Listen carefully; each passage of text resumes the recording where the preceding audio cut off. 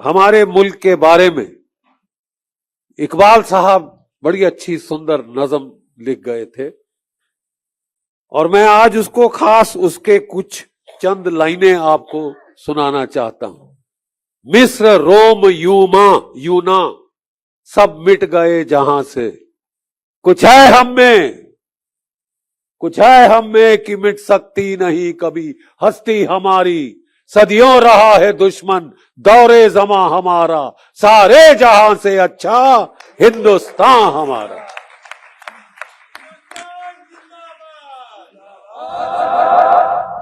और कुछ ऐसी ही तारीख है हमारे हमसाया, हमारे पड़ोसी मुल्क ईरान की।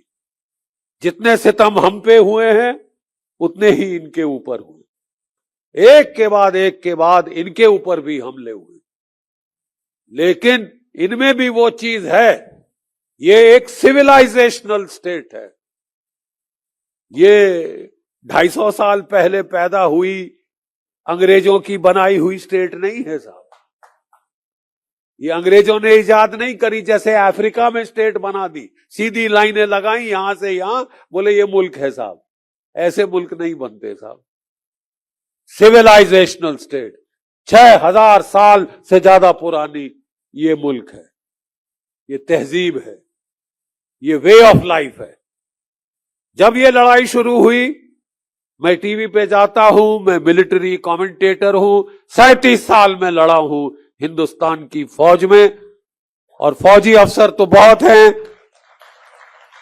लेकिन बहुत कम कह सकते हैं कि मैं लगातार लड़ता रहा हूं साहब।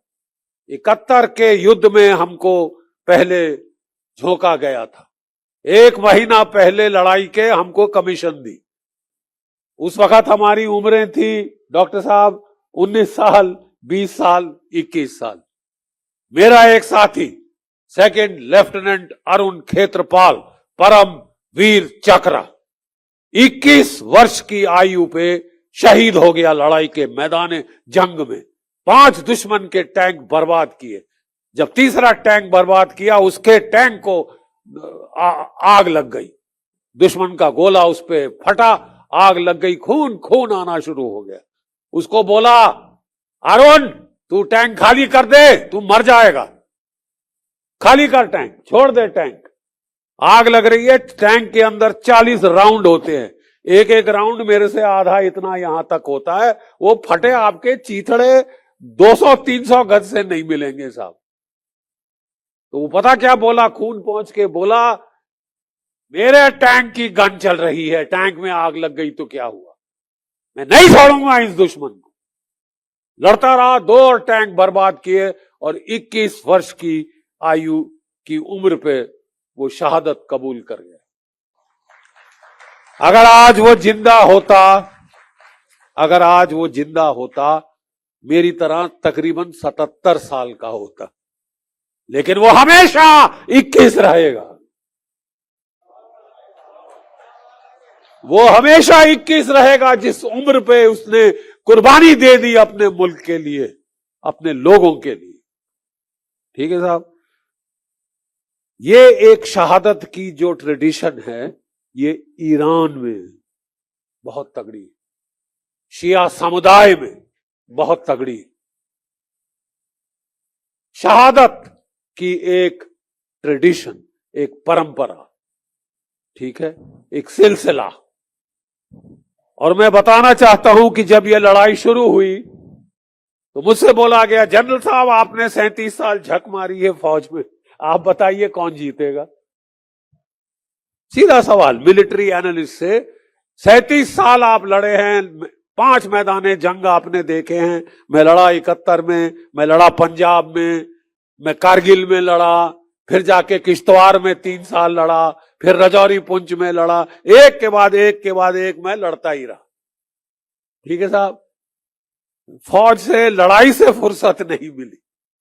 अब खुशकिस्मत हैं वो लोग जो कि कह सकते हैं कि मैं सुकून चैन में रहा, बच्चों के साथ रहा। बेगम साहिबा मेरी अकेले बच्चों को पाल रही थी, यहां बैठे हैं मेरे बेटे साहबजादे, ठीक है, और मेरी बहू जो भी एक फौजी की बेटी है, ठीक है। तो मैंने कहा साहब, जब इस लड़ाई का नतीजा आएगा आप हैरान रह जाएंगे। गौर फरमाएं, जब इस लड़ाई का नतीजा आएगा आप हैरान रह जाएंगे। ईरान भावी होगा। और ये मैंने कहा था साहब आज से 107 दिन पहले। आज मैंने 107 दिन पहले ये मैंने कह दिया था। तो उस वक्त मेरे जो बाकी फौजी साथी बोले थे, बोले यार जीडी तू सटिया गया है क्या? कहा अमेरिका सुपर पावर, साथ में इजराइल, उसके पास भी न्यूक्लियर हथियार, रीजनल सुपर पावर। ईरान बेचारे 48 साल से इनके ऊपर सैंक्शन लगा रखी है। इनकी इकोनॉमी तबाह करने की हर कोशिश की गई ताकि लोग वहां पे, जिसको वो कहते हैं ना हंगर लीड्स टू एंगर, जब भूख हो तो गुस्सा आता है, और उस गुस्से को हार्वेस्ट किया जाए ताकि वहां की सरकार का तख्ता पलट किया जाए। साजिश, ये साजिश की जा रही 48 साल से चल रही। लेकिन दाद देना पड़ेगा इस मुल्क को साहब। आपको कदर करनी पड़ेगी इनकी जो शहादत, जो कुर्बानी जो इन्होंने दी है। और इनकी शहादत कुर्बानी की वजह से जो थर्ड वर्ल्ड की इज्जत है वो बरकरार रखी है साहब। इन्होंने वो बरकरार रखी है। और हमें फौज में अगर एक चीज की हम लोग हम बहुत कदर करते हैं, वो है हिम्मत की, वो है शुजात की। हिम्मत की, शुजात की कदर फौज में की जाती है, चाहे हमारा दुश्मन ही क्यों ना दिखा रहा हो। लेकिन अगर वो अपने मुल्क के लिए, अपने नमक के हक अदा करने के लिए सर कुर्बान कर रहा है तो उसकी इज्जत करते हैं, चाहे दुश्मन का भी हो, चाहे दुश्मन का भी हो। ये हम जानते थे कि ये बहुत पुरानी सभ्यता है। और अगर मैंने बड़े डंके की चोट पे कह दिया कि साहब ईरान की फतेह होगी, ईरान का पलड़ा इस लड़ाई के बाद भारी साबित होगा, तो लोग बोलने लगे तू सटिया गया है, हो ही नहीं सकता, क्या बकवास कर रहा है। मैंने कहा आगे आगे देखे जाओ।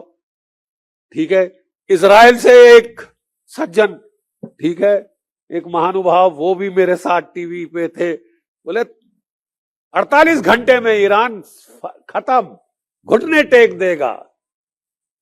अयतुल्लाह खुमैनी साहब को मार डाला, 80 साल की उनकी बेचारी बेगम को मार डाला तुमने, उनके बेटे, उनकी बेटी, उनकी बहू को मार डाला। मेरी भी बहू यहां बैठी है, इसका लड़ाई से क्या सरोकार?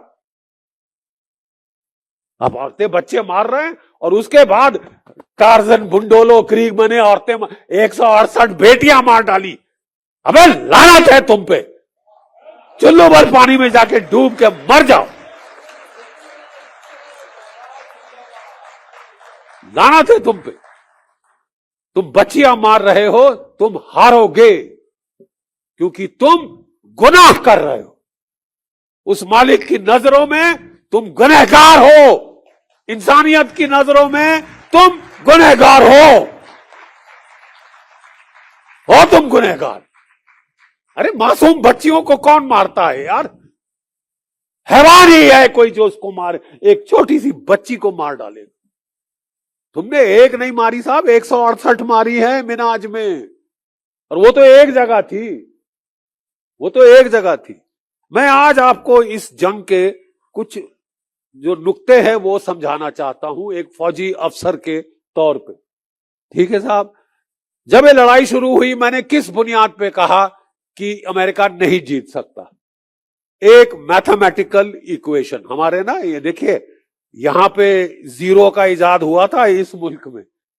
यहां से ईरान गया, ईरान से अरब गया, अरब से यूरोप गया, और अमेरिका वगैरह, उन्होंने सारा मैथमेटिक्स हम लोगों से सीखा, सारा मैथमेटिक्स हम लोगों से सीखा।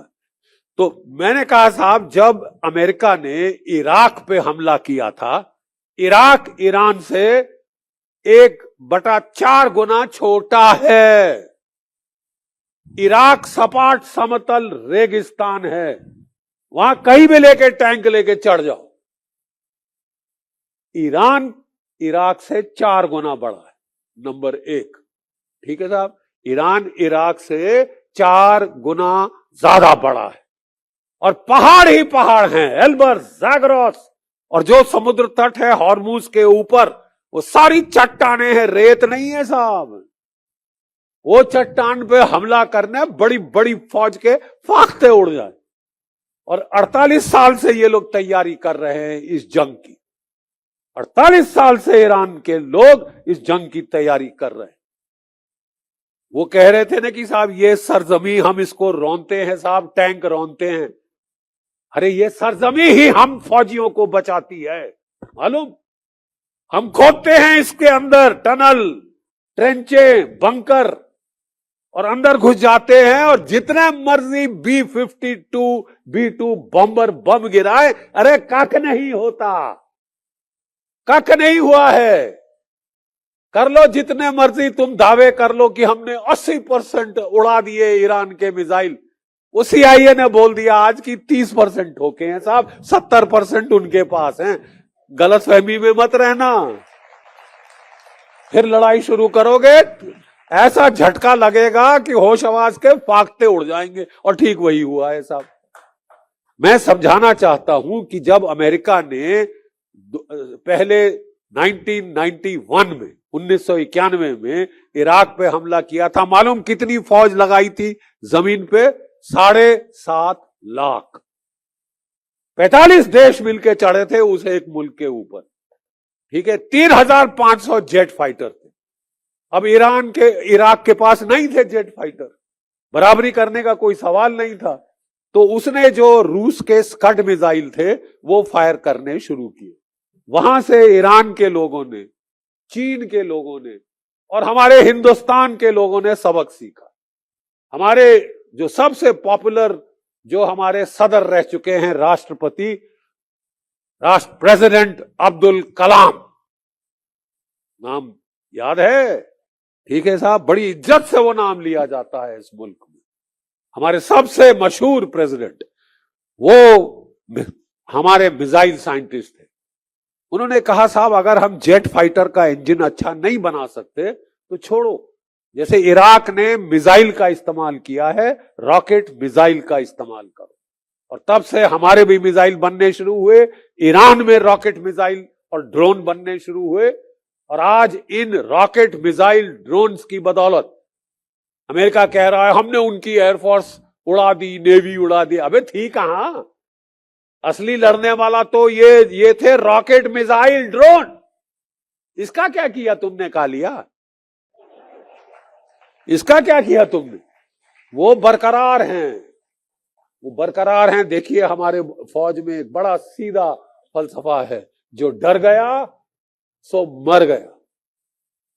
और जहां डर नहीं, जहां हिम्मत है, जहां शुजात है, जहां बहादुरी है, जहां कहते साहब हम शहादत को गले लगा देंगे, भागेंगे नहीं,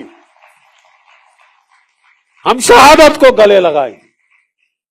अरे साहब मैंने कहा कि हर देश का इतिहास होता है, उस पर हमला करने के पहले उसकी तारीख पढ़ी जाती है, समझी जाती है। ठीक है, ये वो मुल्क है, ये वो मुल्क है जहां शहादत एक वे ऑफ लाइफ है। ये वो मुल्क है जहां ईरान और इराक का जब 8 साल जंग हुई, 1 मिलियन लोग, 1 करोड़ लोग इनके शहीद हो गए। इनके 12-12 साल के बच्चे माइनफील्ड के अंदर अटैक करते थे, शहादत कुर्बान हो जाते थे, लेकिन रास्ता खोलते थे अपनी फौजों के लिए, रास्ता खोलते थे माइनफील्ड में। माइनफील्ड में बारूद इतने बड़े बड़े वो बम लगे होते हैं, जमीन में गाड़े होते हैं। तो इनके बच्चे 12-12 साल के साहब वो हल्ला करते हुए कि हम जाएंगे आगे, वो जाते थे, वो फट जाते थे, लेकिन माइन भी फट जाता था। और फिर ईरान की फौजें ना सिर्फ इराक का हमला रोका, पलटवार किया और ईरान के अंदर घुस के चढ़ गए। ठीक है, 8 साल लड़े थे। केमिकल वॉरफेयर हथियार इनके ऊपर इस्तेमाल हुए जो अमेरिका ने दिए थे, इराक ने खुद नहीं बनाए थे साहब, वो अमेरिका ने दिए थे कि मारो मारो ईरान के ऊपर मारो, हम तो लड़ नहीं सके, अब औरों के थ्रू मरवाएंगे। ठीक है साहब, जो मुल्क 8 साल वैसे लड़ गया, मैंने कहा यार कुछ है हम में कि मिट सकती नहीं कभी हस्ती हमारी, इस मुल्क की हस्ती नहीं मिटेगी जब तक लोग कुर्बानी शहादत देने को तैयार है, बच्चा बच्चा अपने मुल्क की इज्जत हिफाजत के लिए लड़ने को तैयार है, तो साहब वो मुल्क को हराना आसान नहीं होता, आसान नहीं होता। और मैंने कहा अगर 7.5 लाख की फौज लगानी पड़ी थी अमेरिका को इराक के बरखिलाफ, पहली गल्फ वॉर 1 में, गल्फ वॉर 2 में जब बहुत नुकसान हो चुका था तब भी 3 लाख की फौज लगानी पड़ी। तो आज कह रहे हैं कि साहब हम जो है 5,000 मेरीन, कोई 10,000 82nd एयरबोर्न डिवीजन और कोई 4,000 स्पेशल फोर्सेस, टोटल 20,000। अबे तुम 20,000 से क्या उखाड़ लोगे जब 7.5 लाख लगाने पड़े थे इराक के लिए। सिंपल एक, अगर आप कागज पेंसिल ले लें और जो हम बच्चों को गणित सिखाते हैं, जो हम मैथमेटिक्स सिखाते हैं, वो कर लो तो आपको पता चल जाएगा कि कौन जीतेगा कौन हारेगा। तो उस वक्त लोग बड़ी हंस रहे थे, मजाक कर रहे थे, अरे ये बुढ़ा सटिया गया है, 77 साल का हो गया है। मैंने कहा साहब 77 साल का तजुर्बा है, ठीक है, 77 साल का तजुर्बा है, जो ये धूप में बाल सफेद नहीं किए, ये लड़ाई के मैदान जंग में सफेद किए। और मैं आपको कह रहा हूं एक सिपाही के तौर पर कि देखना ईरान हावी होगा। और आज मुझे खुशी है कि ईरान हावी हुआ है, हावी हुआ है। जितने भी तशद्दुद, जितने भी बमबारी तुमने कर ली, 15,000 सॉर्टीज तो अमेरिका ने चलाई, 2,000 सॉर्टीज कोई इजराइल ने चलाई, 17,000 इनके ऊपर बड़े बड़े बम गिरे हैं, टनों के बम, लेकिन ज्यादातर वो धरती के ऊपर फटे हैं, क्योंकि ये गाड़ के 40 साल पहले इन्होंने जमीन के नीचे चले गए, जिस तरह की वियतनाम वाले चले गए। वियतनाम से भी अमेरिका को मुंह की खानी पड़ी थी। और बोले ना, जान बची तो लाखों पाए, घर के बुद्धू घर को आए। वो वियतनाम से हो गया, वो इराक से हो गया, वो अफगानिस्तान से हो गया, अब वो ईरान ने करके दिखाया। लेकिन इस वक्त क्योंकि मुझे आज इतनी क्यों एक अंदर से खुशी हो रही है, अंदर से मुझे एक सुकून आ रहा है, एक चैन आ रहा है, क्योंकि साहब जब से ये डोनाल्ड ट्रंप आए तो इन्होंने तो ढंका पीटना शुरू कर दिया कि मेरे पास एक नया लड़ने का आला है। क्या आला है साहब? आर्टिफिशियल इंटेलिजेंस, मेवन सॉफ्टवेयर, ठीक है। और साहब ये मेवन सॉफ्टवेयर क्या है? जो आपके प्रीडेटर ड्रोन हैं उसमें ये सॉफ्टवेयर लगाया जाता है, और ये जो सिग्नल इंटेलिजेंस, ठीक है, सैटेलाइट इंटेलिजेंस, ह्यूमन इंटेलिजेंस, ये सारा पिक्चर को फ्यूज करता है। वो क्लाउड जो होता है ना, जिसको बोलते हैं हमारे क्या कहते हैं कंप्यूटर्स के अंदर क्लाउड, वो सारा फ्यूज करते हैं।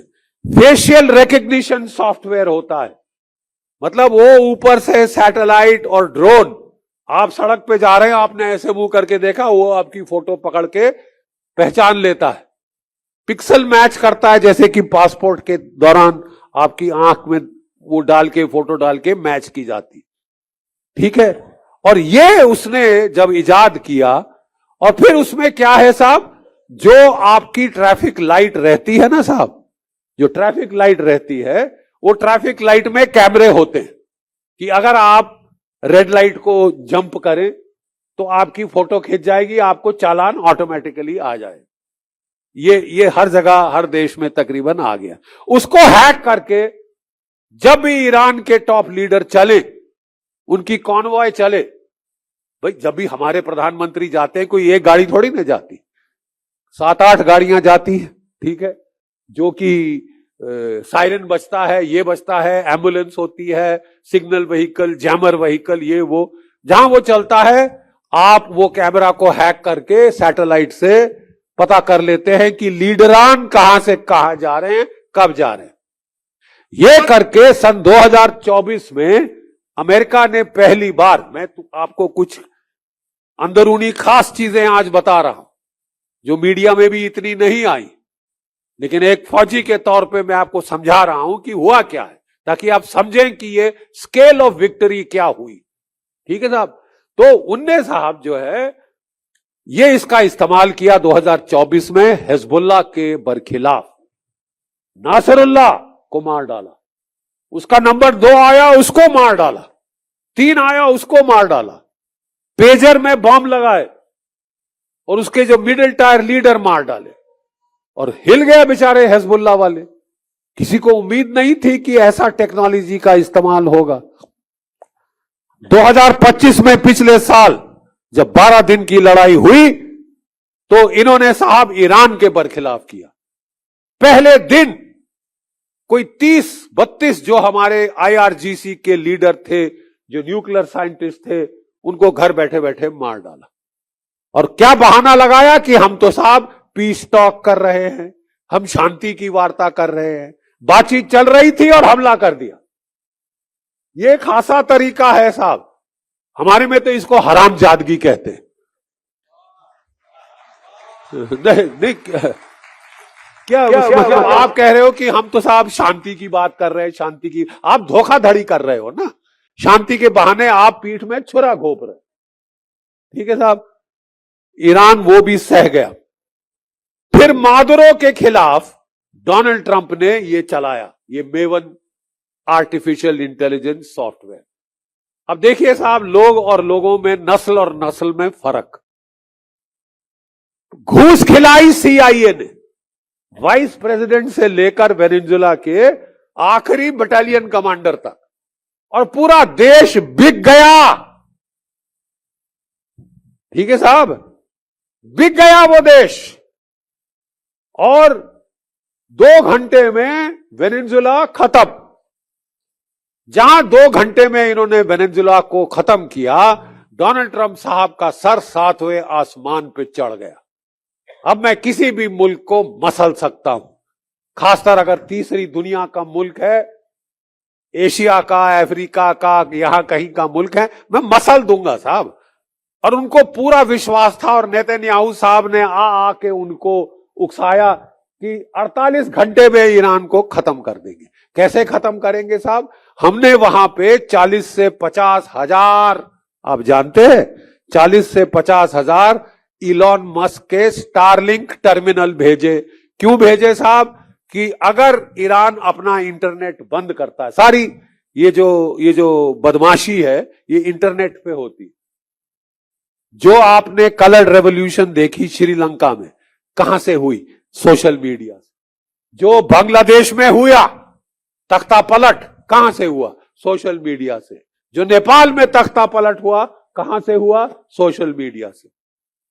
तो ईरान को पहले चेता दिया था रूस ने, चीन ने, कि ये संभल के रहना। ठीक है। इन्होंने 40-50 हजार स्टारलिंक टर्मिनल भेजे कि ईरान की सरकार अगर इंटरनेट बंद भी करे तो हम अपना इंटरनेट चालू करके अपने एजेंटों को, अपने लोगों को भड़काएंगे, उकसाएंगे। और उसके पहले इन्होंने ईरान की करेंसी पे हमला किया। $1 1.5 लाख रियाल के बराबर करा दिया कि लोगों में भुखमरी हो। अरे जो आप में भुखमरी करना चाहते हैं वो नाटक कर रहे हैं। हम ईरान के लोगों को बचाना चाहते हैं, हम उनको छुड़ाना चाहते हैं, शाह ईरान वापस आएंगे। अबे वो अमेरिकनों का एजेंट था। शाह ईरान अमेरिकनों का एजेंट था। ठीक है। 1951 में मोसादेक ने तख्ता पलटा था।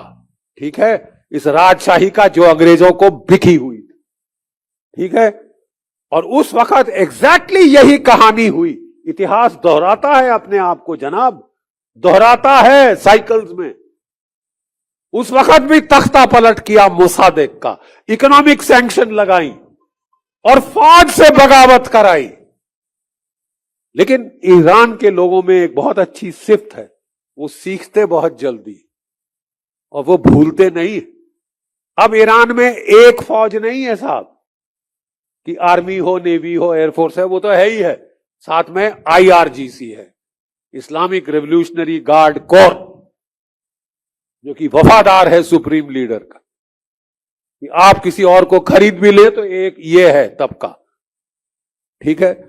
और उन्होंने यही चीज को दोहराने की कोशिश करी इस साल जनवरी में, और मोसाद का जो टॉप लीडर था और नेतन्याहू था, ये लोग गए अमेरिका, डोनाल्ड ट्रंप को बोला सब कुछ तैयार है, बगावत होगी साहब, ईरान में बगावत होगी, ईरान के लोगों का हजूम के हजूम सड़कों पे आएंगे और ये खत्म, 48 दिन में आप फतेह हासिल कर ली होगी वेनेजुला के बाद ईरान पे। और डोनाल्ड ट्रंप ने साहब डींगे हाँकनी शुरू करी, मैंने मसल दिया वेनेजुला को, 48 घंटे में ईरान के घुटने टिका दूंगा, फिर मैं ग्रीनलैंड को पकड़ूंगा, फिर मैं कनाडा को पकड़ूंगा। उसके बाद कहां आएंगे साहब? भारतवर्ष। नहीं, उसके बाद कहां आएंगे? ये कौन सा जमाना है? क्या ये कॉलोनियलिज्म का जमाना है? मेरे को वेनेजुला का तेल चाहिए, मेरे बाप का है, ये लो, ये मेरे पास है, और है उसके पास। ईरान का तेल मेरा है, मैं ले लूंगा। ग्रीनलैंड में रेयर अर्थ है, मुझे चाहिए, मैं ले लूंगा।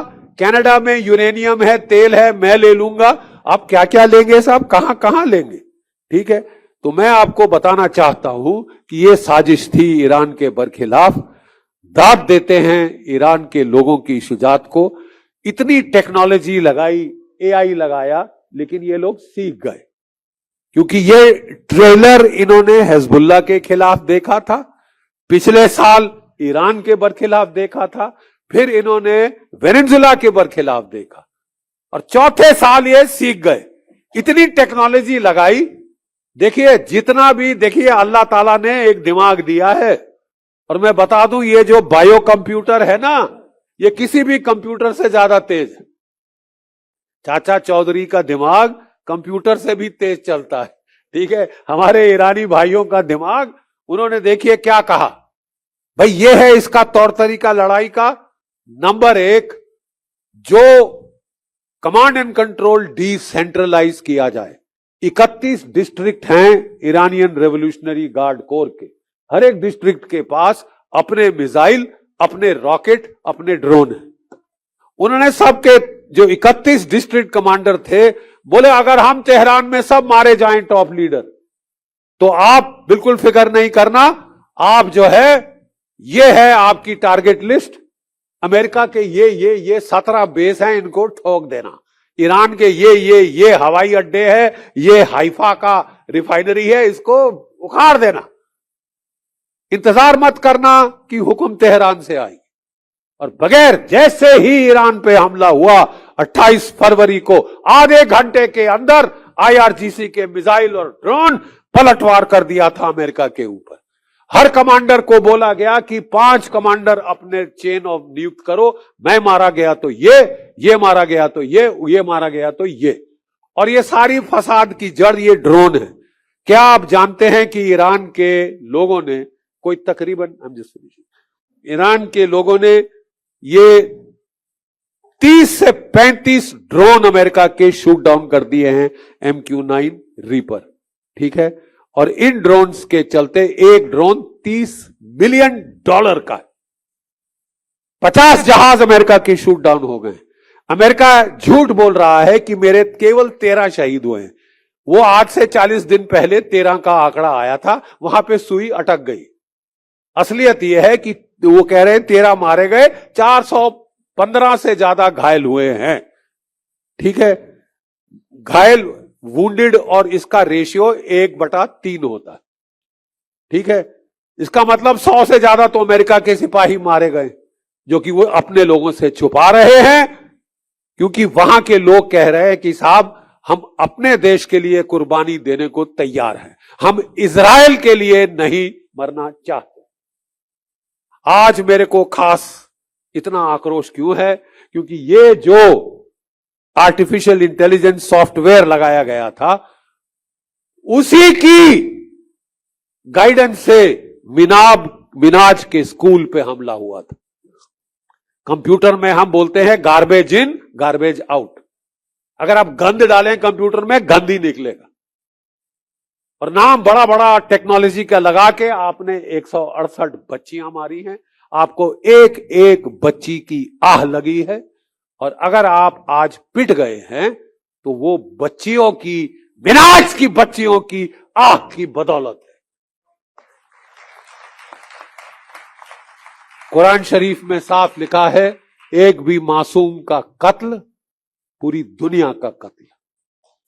एक भी मासूम का कत्ल पूरी दुनिया का कसम है। एक मासूम नहीं, 168 तो आपने मिनाज में ही मारे। और कितने मासूम मारे हैं वो हिसाब ऊपर होता है, वो हिसाब अब सामने आ रहा है। हमको बड़ा फख्र है कि एक थर्ड वर्ल्ड के देश ने हिम्मत दिखाई, शुजात दिखाई। उस वक्त सब सोच रहे थे यहां पे कि साहब ये ईरान टिक नहीं सकता। हमारा दोस्त गया तो भाई जो जीता वही सिकंदर, झुक जाओ उसके सामने, अमेरिका के सामने दंडवत कर दो। पाकिस्तान के मुल्ला आसिम मुनीर हर महीने एक बार डोनाल्ड ट्रंप के पास जूते चाटने पहुंच जाते हैं, तो हम भी लाइन लगाएं?